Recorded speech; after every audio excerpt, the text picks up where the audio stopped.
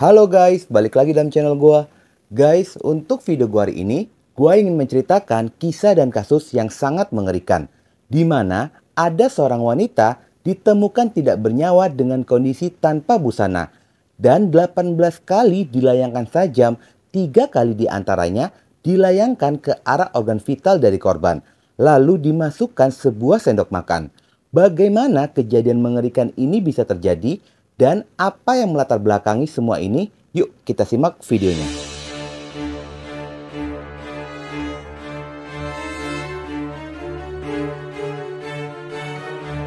Seorang wanita yang memiliki paras cantik dan berstatus janda beranak satu bernama Indri Lestari, berusia 40 tahun.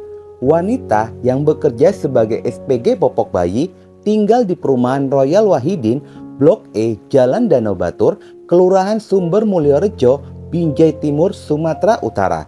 Di dalam kehidupan pribadinya, Indri menjalin hubungan asmara dengan seorang pria yang bernama Sofyan Wahid, merupakan seorang security PT Musimas. Hubungan mereka telah terjalin selama 5 tahun lamanya. Ternyata sebelumnya Indri pernah menjalin asmara dengan seorang pria yang bernama Roy, yang merupakan rekan kerja dari Sofyan sebagai security PT Musimas. Awal hubungan dengan Roy terjalin ketika Sofyan meminjam ponsel milik Roy lantaran tidak memiliki pulsa untuk menghubungi Indri. Mulai dari sanalah terjalin hubungan antara Indri dan Roy. Tetapi di tengah perjalanan hubungan mereka kandas dan Indri mulai menjalin hubungan dengan Sofyan. Hubungan bersama dengan Sofyan, mereka sudah merencanakan untuk bertunangan. Di saat rencana pertunangan itu akan dilaksanakan, ternyata terungkaplah fakta yang sangat mengejutkan.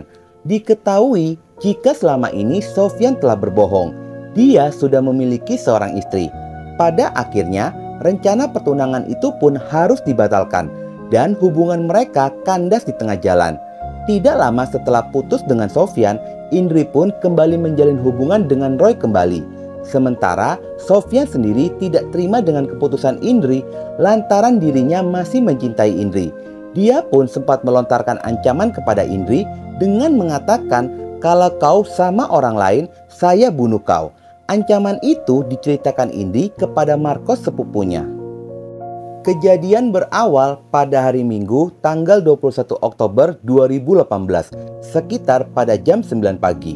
Ketika itu Indri sedang berada di rumah saudaranya yang bernama Juwinawati yang berlokasi di Jalan T.A. Hamzah. Tidak lama berselang, sekitar pada jam 10.20, Juwina keluar dari rumah karena sedang ada keperluan. Sedangkan Indri tinggal sendirian di rumah tersebut. Pada saat jam 11 siang, tiba-tiba saja ponsel Juwina pun berdering. Juwina mendapatkan informasi dari warga sekitaran perumahan Royal Wahidin yang memberitahu bahwa Indri Lestari telah meninggal dunia dan memintanya untuk segera datang ke lokasi. Setibanya di sana, Juwina pun menyaksikan tubuh Indri tanpa busana dan sudah bersimbah darah. Kejadian tersebut segera dilaporkan kepada pihak kepolisian. Ketika polisi datang ke TKP, di sana polisi mendapati adanya tanda kejahatan benda sajam. Dan yang lebih mengerikan lagi, terdapat sendok makan di dalam alat vital dari korban. Korban pun segera dievakuasi ke rumah sakit Julham guna dilakukan pemeriksaan lebih lanjut. Untuk menggali petunjuk pada kasus ini, polisi segera menggali keterangan saksi, keluarga, dan warga sekitaran perumahan tersebut.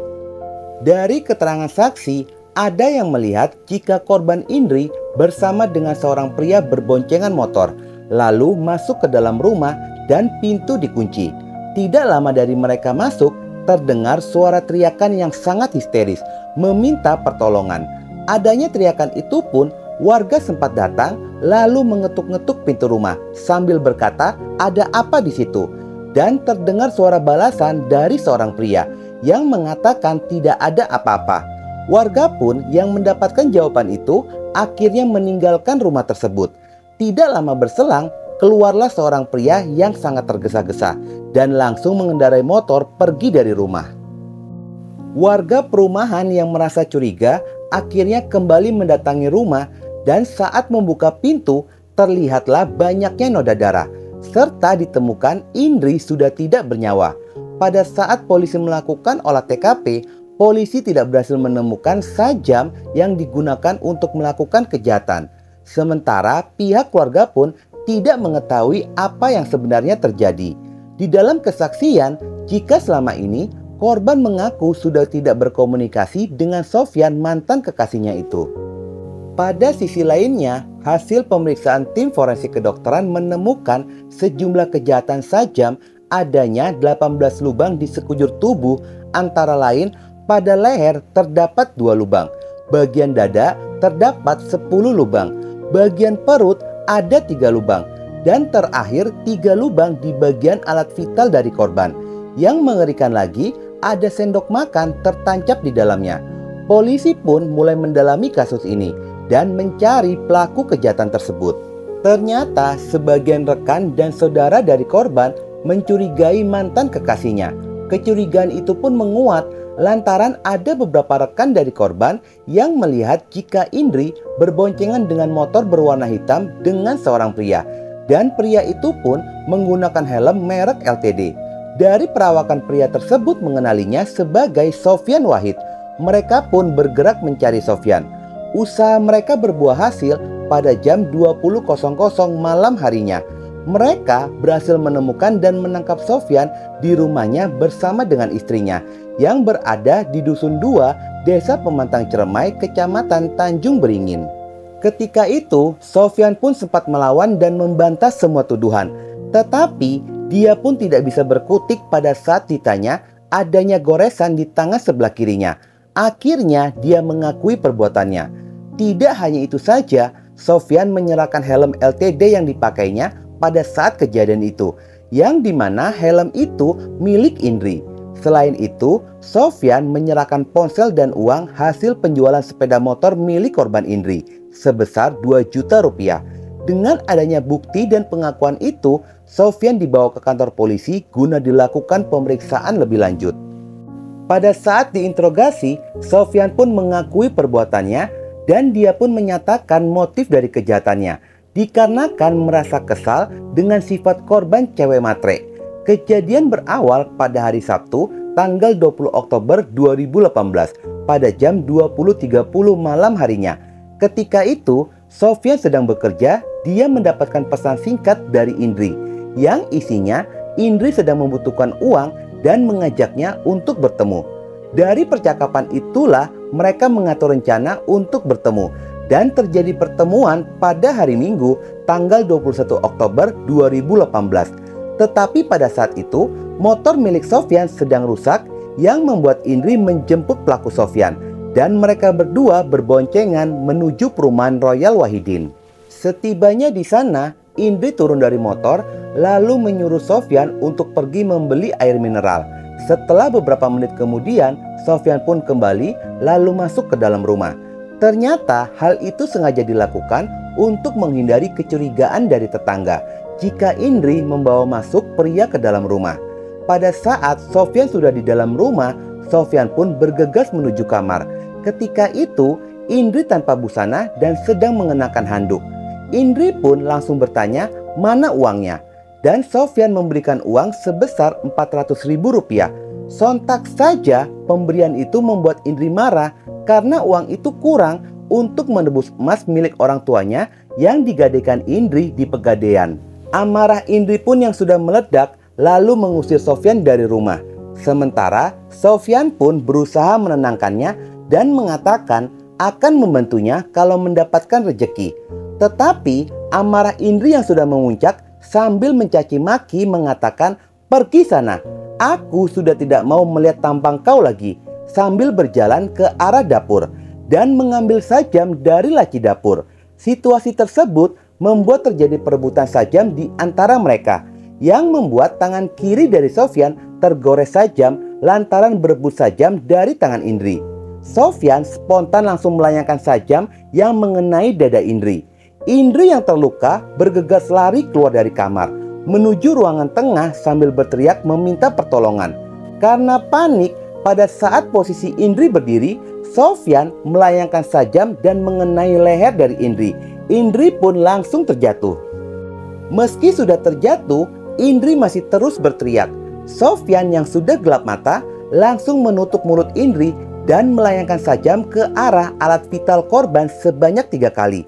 Tidak hanya itu saja, Sofyan melayangkan sajam ke tubuh korban bertubi-tubi hingga akhirnya korban pun tidak bergerak lagi. Kejadian itu pun sempat berhenti lantaran ada suara warga yang memanggilnya. Setelah dirasa aman, sepertinya Sofyan belum puas. Lalu dia pun memasukkan sendok ke dalam alat vital korban. Sofyan sempat membersihkan diri lalu pergi membawa motor korban dan menjualnya. Kasus ini pun disidangkan di Pengadilan Negeri Binjai, di mana pada saat proses peradilan berlangsung ricuh dikarenakan sikap keluarga korban yang berusaha untuk menghakimi pelaku. Caci maki pun terlontar lantaran pihak keluarga merasa kesal karena raut wajah dari Sofyan yang sangat santai dan tenang. Tidak ada terlihat rasa penyesalan. Keluarga korban berjuang untuk korban mendapatkan keadilan. Lantaran pelaku selalu mengatakan jika sajam itu berasal dari rumah tersebut. Tetapi pihak keluarga memastikan jika di dalam rumah tidak ada sajam ataupun perabotan dapur. Lantaran rumah itu hanya dirawat oleh korban Indri dan keseharian Indri lebih banyak di luar rumah.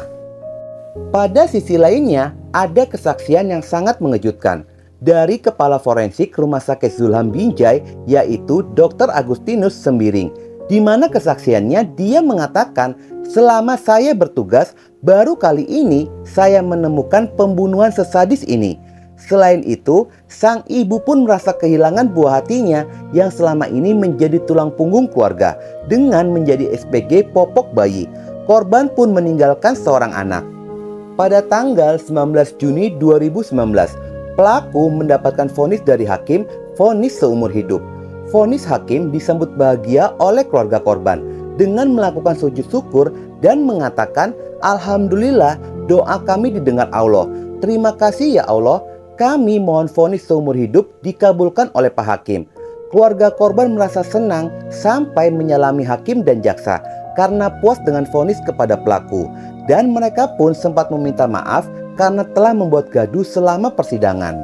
Guys, dari kisah ini ada hal yang menjadi perhatian gua. Pada saat rekan dan saudara korban menangkap pelaku dan membawanya ke kantor polisi, jujur gua salut banget. Kalian lebih menyerahkan semua kepada hukum dan tidak main hakim sendiri. Gua pribadi mungkin tidak bisa seperti kalian. Sikap lapang dada dan mengandalkan doa berbuah manis dengan vonis seumur hidup. Oke guys, sekian dulu video gua hari ini dan jangan lupa ikuti terus video gua. Oke?